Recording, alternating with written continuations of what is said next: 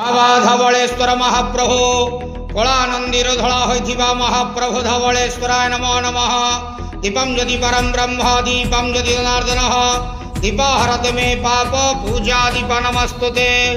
हे बाबा धवलेश्वर महाप्रभु संसार सुखी रखंतु। आज शुभ शनिवार रे समस्त श्रद्धालु भक्त मानक आशीर्वाद करंतु। समस्त श्रद्धालु भक्त मानकर मनस्कामना पूर्ण करंतु। कर्म क्षेत्र उन्नति करंतु। ग्रहरिष्ट मान खंडन करंतु।